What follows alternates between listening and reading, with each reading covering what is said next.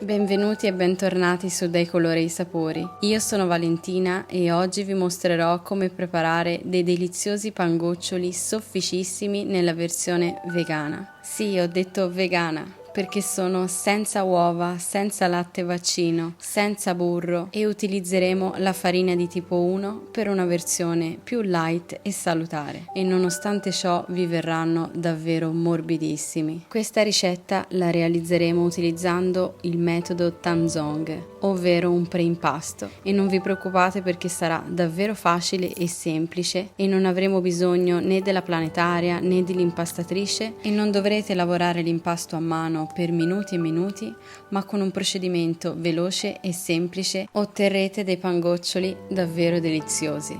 Ok, mettiamoci all'opera. Prendiamo una padella antiaderente e ci versiamo 25 g di farina di tipo 1 e 135 g di acqua a temperatura ambiente.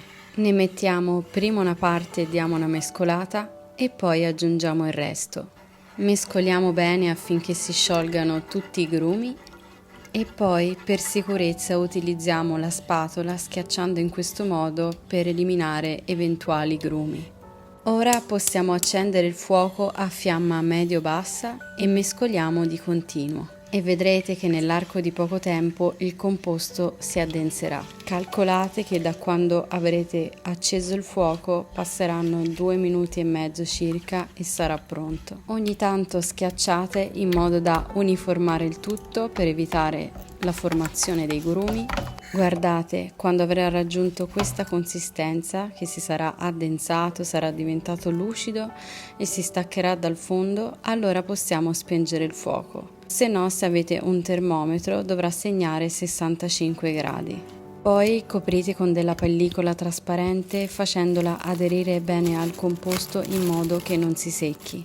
Poi mettetelo in frigo e lasciatelo per almeno 6 ore. Io infatti lo preparo la sera e la mattina seguente mi metto a preparare l'impasto. Giorno dopo leviamo il tanzon dal frigo e lo lasciamo a temperatura ambiente per un'ora, oppure potete metterlo a riscaldare sul radiatore come ho fatto io, in modo che torni a temperatura ambiente. Ora prepariamo il lievitino. Aggiungiamo 120 g di latte di avena e lo scaldate giusto il necessario da farlo tornare a temperatura ambiente. Aggiungete al latte un cucchiaino di zucchero bianco, ovvero 5-6 grammi, e 9 g di lievito di birra fresco. Mescolate bene, coprite con pellicola e poi lasciate riposare per 10 minuti. Nel mentre aggiungiamo in una ciotola 380 g di farina di tipo 1, 60 g di zucchero di canna, una bustina di vanillina e mescoliamo.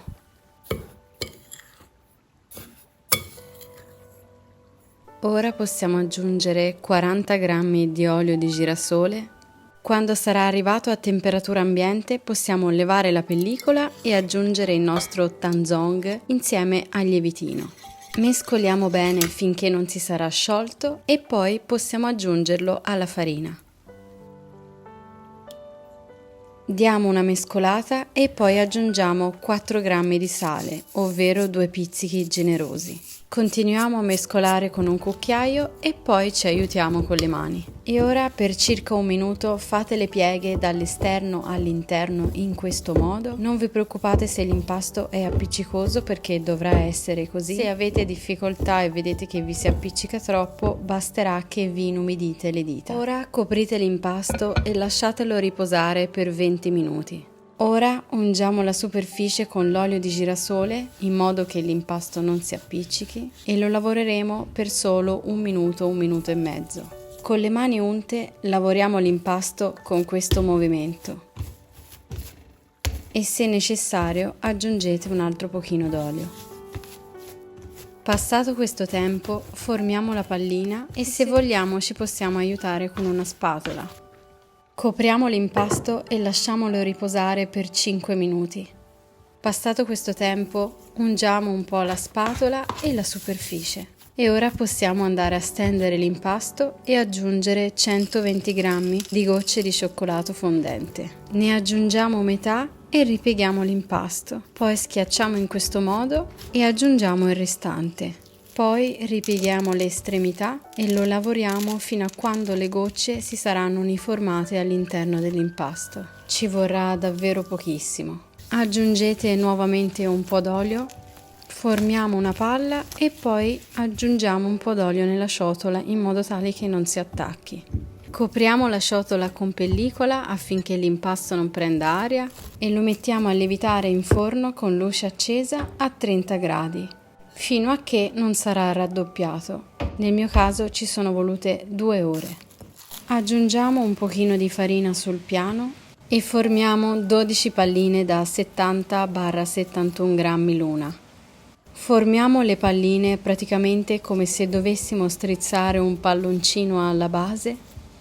Poi facciamo questi movimenti con la mano e poi lo rotoliamo.